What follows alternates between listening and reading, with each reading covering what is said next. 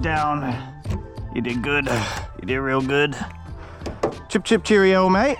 Boy, truck stuff. Filter, oil, and oil. We got all that stuff over there for the 15. Today's like my one day to knock out all the projects for everything else because, well, to be quite frank, the RS, since it lives in the shop pretty much, since it can't really go outside unless there's a car cover on it, on a light rainy day like this, kind of trapped. So Tacoma needs an oil change, 15 STI. We're doing a whole bunch of stuff to that thing today. Hey, open the shop, open it. Open the shop. I left my keys down there. Open the shop. Open up the shop. Sir. Sir. Ah, I didn't know you. I was like 10 feet away from the car. I didn't even know you were on the phone. All right, I'm stealing this. I'm putting your keys right here. Today's my one day to be able to do things that are not RS. And then right after Thanksgiving, we're straight back on the RS again. Pop her up. Hello, Magnuson Supercharger. Boop. Of course.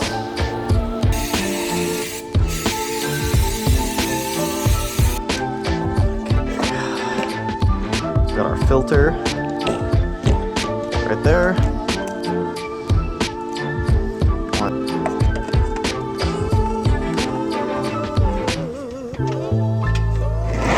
Dude, stop. There we go.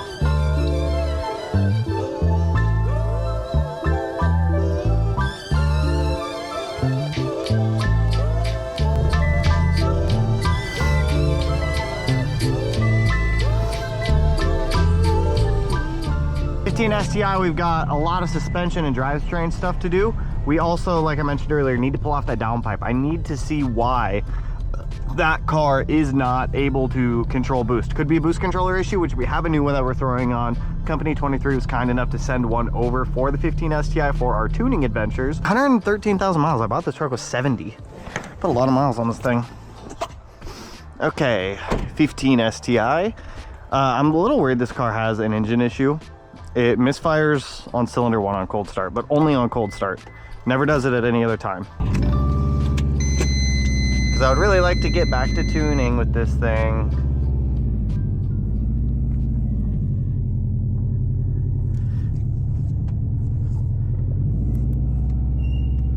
Boop. I really like this car. It just needs a little bit of love in quite a few different areas still, which is fine, you know. That's fine. We can give you the love you need and the love you desire. We are here to make your life better. Ooh, won't you be my little Subaru? I'd like to go tune with you. I want to give a huge shout out to today's video partner, our guys over at AG1. If you're not new to the channel, you know we've talked about AG1 in the past. Now I'm holding a tree because we are obviously coming up on the holiday season, and the guys over at AG1 are giving a nice holiday bundle with some orders that are going to be going out. If you don't know what AG1 is, it's a drink that I myself have been drinking, as well as Melanie, for the past couple of years. It helps support your gut health, your immune system, your energy levels, so that way you don't have to have afternoon crash outs from pounding energy drinks all the time. And has over 75 vitamins and minerals. Go ahead, drop in your AG1. Give it a shake, put the cap on, shake it up, and drink. Now, AG1 has helped me kind of get off of energy drinks. I used to pound 2 to 3 energy drinks per day. It was bad, okay? I'm not saying that I was living a great life, but it got me through the day with everything that we're doing at the shop, because with how many cars we're building, both ours and clients, I get tired all the time. And I come home and I edit super late at night, I'm doing emails. So AG1 has their best offer ever. If you head to drinkag1.com/Smeedia or scan the QR code, you'll get the welcome kit. This comes with the vitamin D3K2 AG1 flavor sampler, the morning person hat, and you'll get to try their new sleep supplement AGZ for free, which has been a game changer for my nightly routine. That's $126 in free gifts for new subscribers. Thanks to AG1 for sponsoring today's video. Now, let's get back to building some cars, because we got way too many of them to do, and I gotta put all these Christmas trees back, otherwise Melanie is going to kill me. Now that we've got the oil change done on the truck, we are jumping over to the 15 STI. Like I said, I really only have today and a little bit of time Friday morning to knock all of this stuff out. So on the table over here, we've got a good plethora of stuff, ranging from Cartboy, Company 23, Super Pro, a lot of good stuff that's going to update our STI a little bit more. You gotta remember, this car has 166,000 miles on it. So even though it is a 2015, there's a lot of stuff in this car that just is worn out from age and mileage. So getting that stuff updated, it's just gonna make the car drive a little bit better. So going from left to right here on the table, we have a Cartboy pitch stop mount that's gonna replace our factory one. Battery tie down, because the one that's actually in this car is surprisingly pretty corroded and rusty somehow. Cartboy short shifter is my go-to. This has been my go-to ever since I've gotten into Subarus. It's always been the Cartboy short shifter. Even though we work with Cartboy now, I have thoroughly always supported the short shifter. Company 23 boost controller, just to rule out the one that's on the car now having any potential issues. Cartboy end links, like I said, 166,000 miles. The suspension stuff in this car is gonna be a little bit worn out. Cartboy alternator cover, I just like that they just look good, to be completely honest. They just look good. And a set of Super Pro front control arms. Super Pro actually sent these over to us as well, so huge shout out to Super Pro. I'll put a link to their website with these control arms if you guys are looking. These have an offset caster adjustment set in them, so that with new poly bushings. So this will be pretty sweet to get in the car. So I think we're gonna knock out some of the easier stuff first, like the pitch stop mount, the battery tie down, and the alternator cover. Then we'll jump over to the boost controller and maybe short shifter or suspension after that. We'll see where we go from here. The battery tie down's probably gonna be one of the easiest things that we're doing here. Go. That guy can go there. Rust is gross. Ew, icky, gross, nasty. But that, honestly, it just looks better. It's a visual piece, man. I like the aesthetics too. And then the short one goes on this side. That looks way better. The short one goes by the AC condenser, and then the long one goes by the power steering pump. Nice little alternator cover.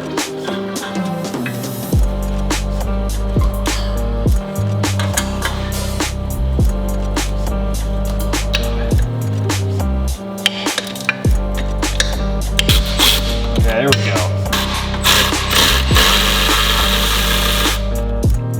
Now, is there?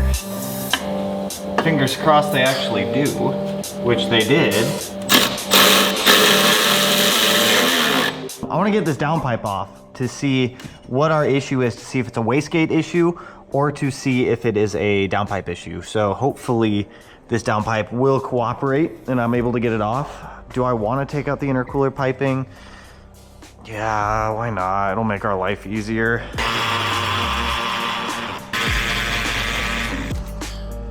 All right, there we go. Okay, come on. Okay, flashlight, that's fine. I just need a spot to put this, man.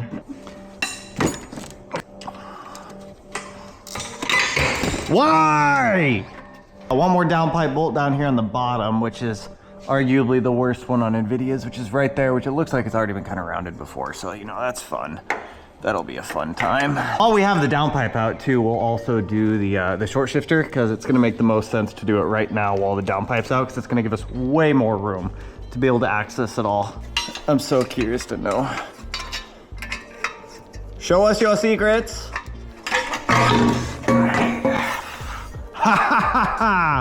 It does have a flap. We're gonna grind that down so that way the wastegate can clear it, because I can almost bet, I can't see anywhere where the wastegate may have been contacting it, but I can almost guarantee you that it was.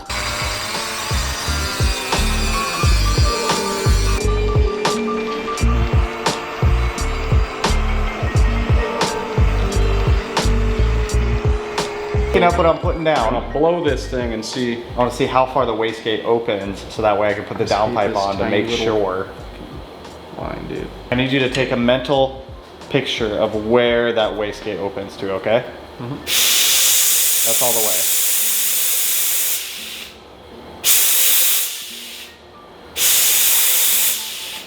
Okay. You got a mental photo? Or is there any way to mark it? Yeah. Oh yeah. Mark the rod as it comes out. Grab a Sharpie, the nice one that you got me. No, mark the rod up here as it comes out, so once it's fully actuated.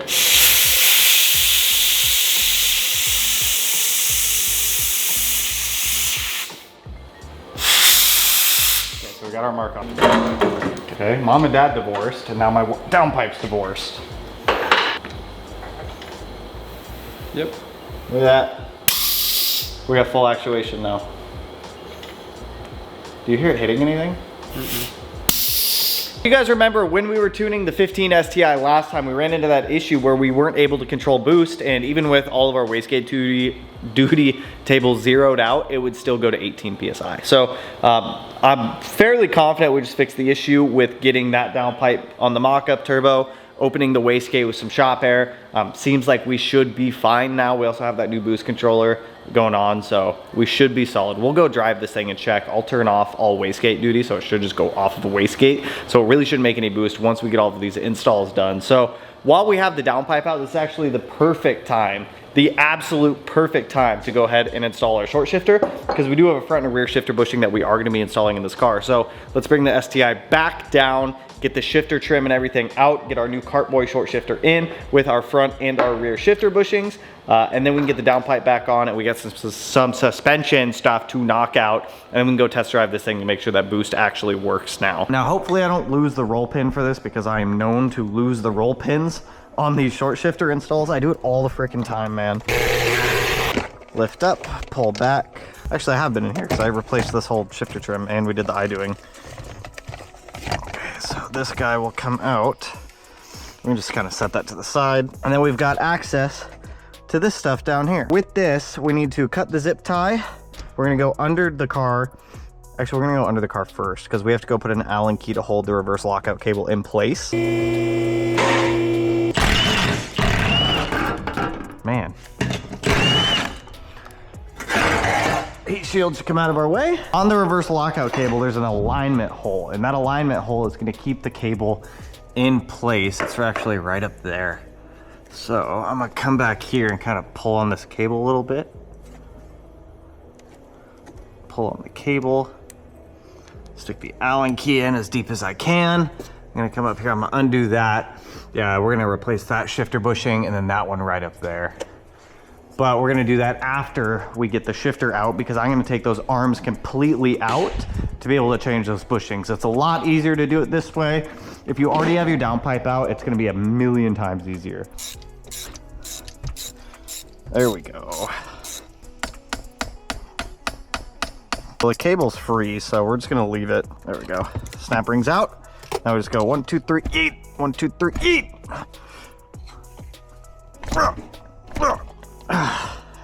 It should be coming up.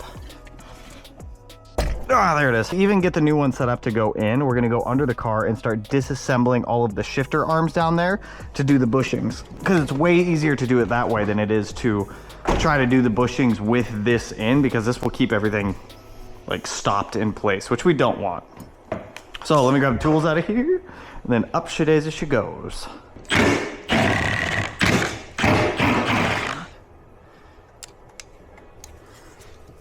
Oh yeah, way, way, way, way easier.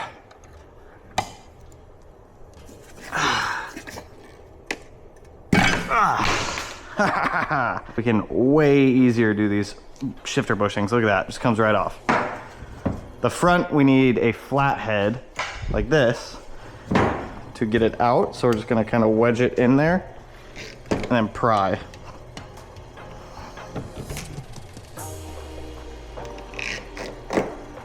Just like that.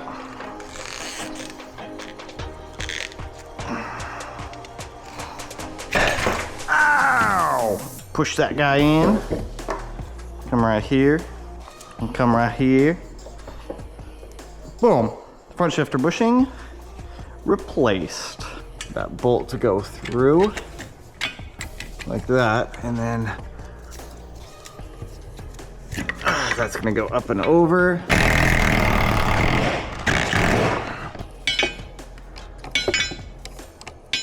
And once we have this, we can go back up top and put the actual short shifter in.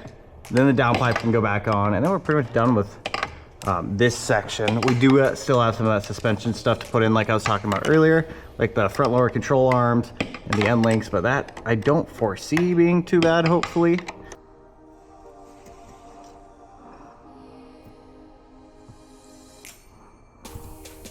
Okay, there it goes. Now it's in. And we'll put our snap ring back down there.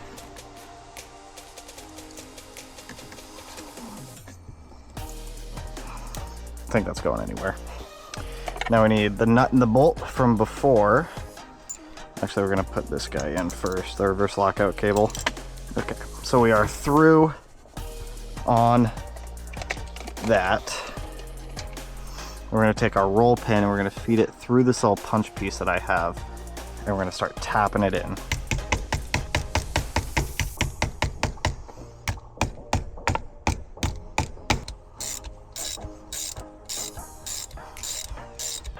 First, second, third, fourth, fifth, sixth, reverse. This trim piece can go back on.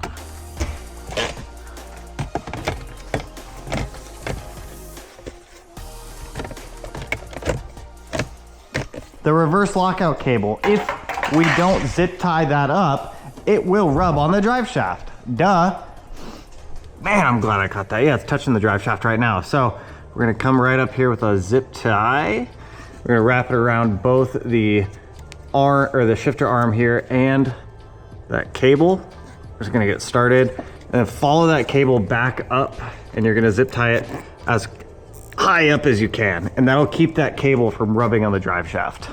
Otherwise, the cable will rub on the drive shaft, and you will be asking yourself, why is my shifter vibrating as I drive? Then you're gonna end up with a big silver mark in the middle of the drive shaft. Went ahead, tossed the downpipe back in and the heat shield back on. We're gonna jump over to the suspension stuff now. So we're gonna start in the front with our Super Pro front control arms and our Cartboy front end links. With those, we should be pretty solid up here. I will have to take this thing to get in alignment. I mean, it already kind of needed an alignment to begin with. On the rears, we're just doing the end links, so it shouldn't be too bad. So wheels are gonna have to come off, front arms off, end links off, start swapping everything over.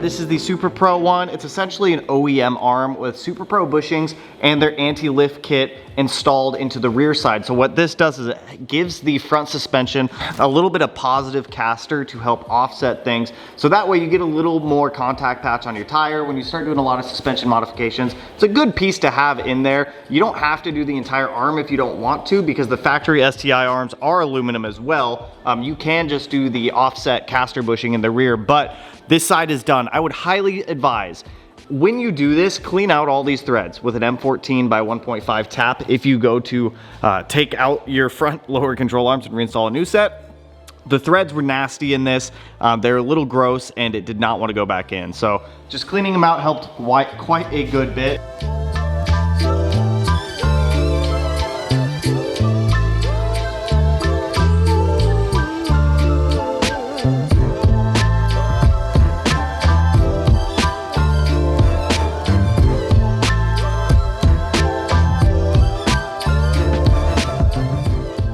We got our new Cartboy end links in the rear. We did have to add a washer up here in between the end link and the sway bar. This did not come with it. We had some spares sitting around. I let the guys over at Cartboy know about that. Some of you may need it, some of you may not.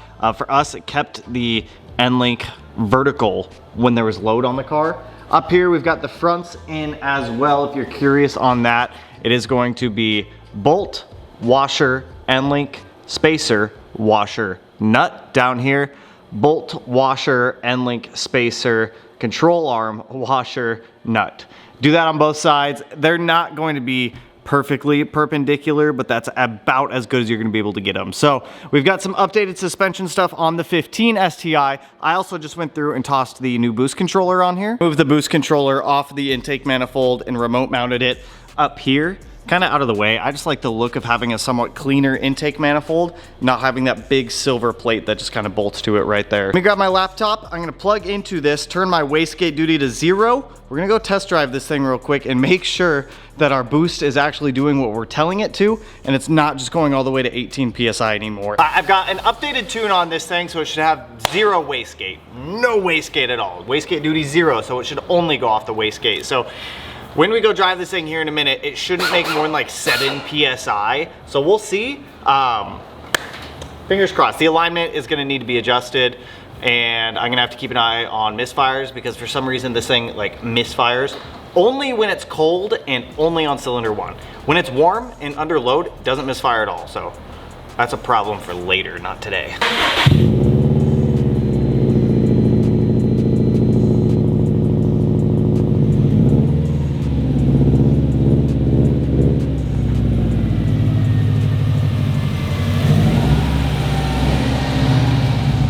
That's a big problem with those.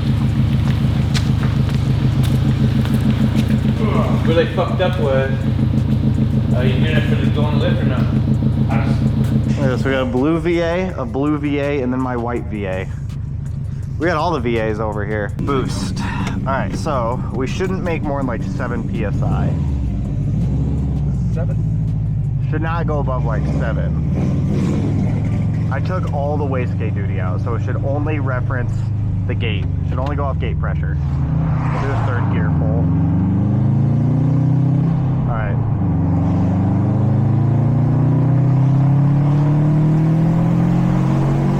Still going above. Went to 16 PSI. Yeah, it's gotta be a bad wastegate. Wastegate duty is at 0. 0. It should have no wastegate duty. Google it. What's the factory wastegate spring in a 2015 STI? It's got to be like 7 PSI, man. I see everything from 7 to 10 pounds to 1 bar. A factory wastegate spring being 1 bar? We went above 1 bar. Well, but you're spiking. I mean, it's not going to 18 like it was before. I'll do one more 3rd gear hit. Is it not opening?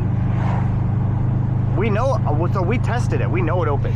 We know it opens. When we were something.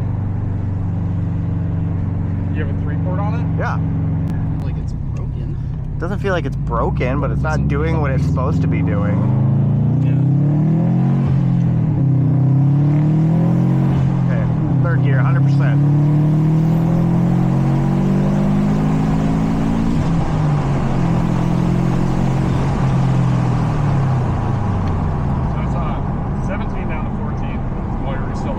I saw it tapering down to 14. Yeah. Dude, this guy just pulled out in front of us. He's like, oh my God. Like, okay. Okay, let me do a little bit of Googling here. Because, I mean, it tapered down to 14. It went up to... Well, I mean, I see, the thing is, the opening for the stock wastegate is so small. I know. So, I mean, it can have issues with boost creep. So you could be fully open, and it's just that by the time it's opening, it's having to taper back down to it. You think? Yeah. Because you, like on factory settings even, and that's before the wastegate opens, I mean, you would see spiking to like, I've seen people spike to like 22 PSI. True. Before it drops down to like, I'm set to 1 bar, 14.9, and I'm dropping down to, or I'm spiking at 22. So I'm spiking 6, 7 more than I should. So I mean, you're not really holding there, so I'm not sure if it's. I think it's just a spike. It's also catless. Yeah. So I mean, a catless does not help with boost creep. I mean, if the wastegate wasn't opening, it would max that turbo out. So the wastegate's got to be opening. Yeah. I mean, it's not going nearly as high as it was before. Beforehand, it would not taper down to 14. It would stay at 18. If you want to know if it's not opening, let's disconnect the wastegate. So after taking the 15 out, it still has some type of boost issue. It should not be hitting 17 PSI. Granted, this car is catless. it's going to have a degree of boost creep, but after doing a little bit more digging, the factory spring pressure in this car should be between 7 and 11. That's mechanical. The turbo should not exceed between 7 and 11 pounds with wastegate duty at 0. With wastegate duty at 0, I just went through all of some of my training documents, and with wastegate duty at 0, it should not surpass spring pressure in the internal wastegate. It will a little bit since it is a catless downpipe, but not to the degree of going up to almost 18 pounds of boost. So I am going to order a new internal wastegate for this car. There's some aftermarket ones that some companies make. I could just go bigger turbo and external gate, but that kind of defeats the purpose of me practicing tuning on a stock turbo car. 1050 injector. This is a very common setup for a lot of people for bolt-on cars. It's front mount, intake, turbo inlet, downpipe, injectors, and that's pretty much it right now. So I'm gonna get a new internal wastegate ordered tonight. That way we can get that swapped on there. I know Go Fast Bits makes one and a couple of other companies make them as well. So that's kind of annoying, but I mean, at least we ruled out it's not the boost controller, it's not the downpipe, it's not the boost controller routing, so we'll see. I'm gonna daily this car for right now. I just parked the BMW for the time being to drive with it being rear wheel drive, and we've been getting a ton of rain, so I'm gonna be dailying the 15 STI for the time being. If you guys haven't seen it yet, Black Friday sales are going on. The guys over at Flatirons Tuning are running a ton of sales. Our discount code does not work during Black Friday sales right now, so do keep that in mind. But if you guys are looking to order anything for your car, please go hit them up. They're a super small Subaru company in comparison to so many others out there. They do their own videos. They go do like auto, or they go do motorsport stuff. They do a lot of awesome stuff. They do a lot of really technical videos too. So if you're going to spend money on your car, they've got pretty much everyone for the most part has the exact same deals for Black Friday. Companies will only let companies discount so much off of their product. So if you're gonna be ordering something, go hit up the guys at Flatirons. Awesome company, cannot stress that enough. But with that, that's all I got for you guys on this one. If you like the video, if you're hyped with the 15 STI or the RS, which I'm gonna be getting back on tomorrow, go ahead and hit that like button, turn it black, blue, green, yellow, purple, silver, cyan, whatever color it turns for you. And if you wanna see my STI smoke the shit out of Matt's WRX, like the video. Is your WRX faster? Seriously, buy stuff from Flatirons Tuning. So with that, I will catch you guys in the next one. So peace out, homies.